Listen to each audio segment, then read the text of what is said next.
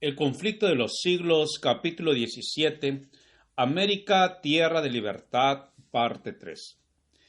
Los que formularon la Constitución reconocieron el principio eterno de que la relación del hombre con Dios se halla por sobre toda legislación humana y que los derechos de la conciencia son inalienables.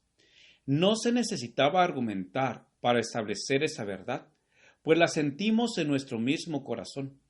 Fue este sentimiento el que, desafiando leyes humanas, sostuvo a tantos mártires en tormentos y llamas. Reconocían que su deber para con Dios era superior a los decretos de los hombres y que nadie podía ejercer autoridad sobre sus conciencias. Es un principio innato que nada puede desarraigar. Cuando circuló por los países de Europa la noticia de que había una tierra donde cada hombre podría disfrutar del producto de su trabajo y obedecer a las convicciones de su conciencia, millares se apresuraron a venir al Nuevo Mundo. Las colonias se multiplicaron con rapidez. Por una ley especial, Massachusetts ofreció bienvenida y ayuda a costa del pueblo a todos los cristianos de cualquier nacionalidad que pudieran huir a través del Atlántico para escapar de las guerras, del hambre y de la opresión de sus perseguidores. De esa manera, los fugitivos y oprimidos eran, por la ley, considerados como huéspedes de la comunidad. A los 20 años de haberse efectuado el primer desembarco en Plymouth, había ya establecidos en Nueva Inglaterra otros tantos miles de peregrinos. Con el fin de asegurar lo que buscaban, se contentaban con ganar apenas su subsistencia y se acomodaban a una vida de frugalidad y de trabajo. No pedían de aquel sueldo sino la justa retribución de su propio trabajo. Ninguna visión de oro venía a engañarles en su camino. Se conformaban con el progreso lento pero firme de su estado social. Soportaban pacientemente las privaciones de la vida rústica y regaron con sus lágrimas y con el sudor de su frente el árbol de la libertad, hasta verlo echar profundas raíces en la tierra. La Biblia era considerada como la base de la fe, la fuente de la sabiduría y la carta magna de la libertad. Sus principios se enseñaban cuidadosamente en los hogares, en las escuelas y en las iglesias, y sus frutos se hicieron manifiestos en lo que se ganó con inteligencia, en pureza y en templanza. Podíase vivir por años entre los puritanos sin ver un borracho, ni oír una blasfemia, ni encontrar un mendigo. Quedaba demostrado que los principios de la Biblia son los más eficaces salvaguardias de la grandeza nacional. Las colonias débiles y aisladas vinieron a convertirse pronto en una confederación de estados poderosos, y el mundo pudo fijarse admirado en la paz y la prosperidad de una iglesia sin papa y de un estado sin rey. Pero un número siempre creciente de inmigrantes arribaba a las playas de América, atraído e impulsado por motivos muy distintos de los que alentaran a los primeros peregrinos. Si bien la fe primitiva y la pureza ejercían amplia influencia y poder subyugador, estas virtudes se iban debilitando más y más cada día en la misma proporción en que iba en aumento el número de los que llegaban guiados tan solo por la esperanza de ventajas terrenales. La medida adoptada por los primitivos colonos de no conceder voz ni voto, ni tampoco empleo alguno en el gobierno civil, sino a los miembros de la Iglesia, produjo resultados perniciosos. Dicha medida había sido tomada para conservar la pureza del Estado, pero dio al fin por resultado la corrupción de la Iglesia. Siendo indispensable profesar la religión para poder tomar parte en la votación o para desempeñar un puesto público, muchos se unían a la Iglesia tan solo por motivos de conveniencia mundana y de intrigas políticas, sin experimentar un cambio de corazón. Así llegaron las iglesias a componerse en considerable proporción de gente no convertida, y en el ministerio mismo había quienes no sólo erraban en la doctrina, sino que ignoraban el poder regenerador del Espíritu Santo.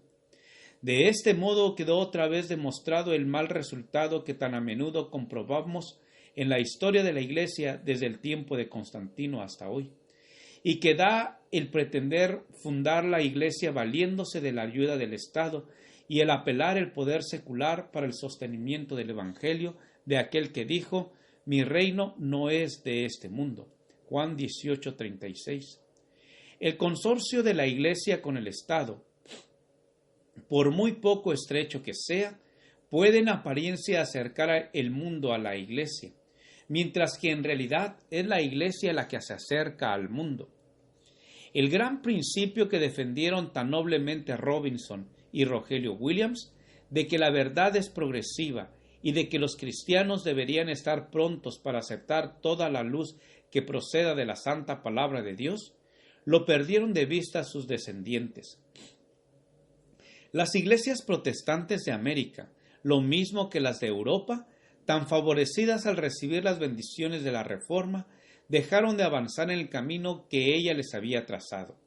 Si bien es verdad que de tiempo en tiempo surgieron hombres fieles que proclamaron nuevas verdades y denunciaron el error tanto tiempo acariciado, la mayoría, como los judíos en el tiempo de Cristo o como los papistas en el de Lutero, se contentaban con creer lo que sus padres habían creído y con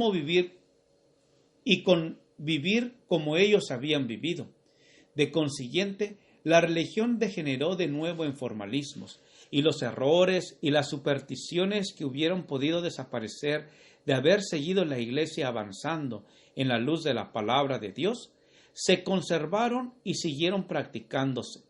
De este modo, el espíritu inspirado por la Reforma murió paulatinamente, hasta que llegó a sentirse la necesidad de una reforma en las iglesias protestantes, tanto como se necesitara en la Iglesia romana en tiempos de Lutero.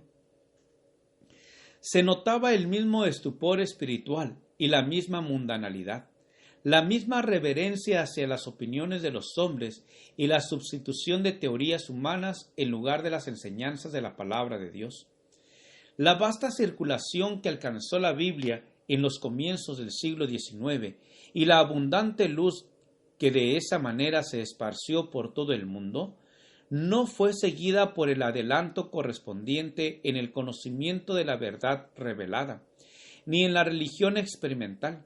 Satanás no pudo, como en las edades pasadas, quitarle al pueblo la palabra de Dios, que había sido puesta al alcance de todos, pero para poder alcanzar su objeto, indujo a muchos a tenerla en poca estima. Los hombres descuidaron el estudio de las Sagradas Escrituras y siguieron aceptando interpretaciones torcidas y falsas, y conservando doctrinas que no tenían fundamento alguno en la Biblia. Viendo el fracaso de sus esfuerzos para destruir la verdad por medio de la persecución, Satanás había recurrido de nuevo al plan de transigencias que condujo a la apostasía y a la formación de la Iglesia de Roma. Había inducido a los cristianos a que se aliasen no con los paganos, sino con aquellos que por su devoción a las cosas de este mundo demostraban ser tan idólatras como los mismos adoradores de imágenes. Y los resultados de esta unión no fueron menos perniciosos entonces que en épocas anteriores. El orgullo y el despilfarro fueron fomentados bajo el disfraz de la religión, y se corrompieron las iglesias. Satanás siguió pervirtiendo las doctrinas de la Biblia, y empezaron a echar profundas raíces las tradiciones que iban a perder a millones de almas. La Iglesia amparaba y defendía estas tradiciones, en lugar de defender la fe que una vez fue entregada a los santos. Así se degradaron los principios que los reformadores sustentaron y por los cuales sufrieran tanto. Gracias por escuchar este audio. Te invito a escuchar el siguiente capítulo. Jehová te bendiga y te guarde. Jehová haga resplandecer su rostro sobre ti y tenga de ti misericordia. Jehová alce sobre ti su rostro y ponga en ti paz. Con aprecio, el pastor Juan Manuel Flores Espinosa.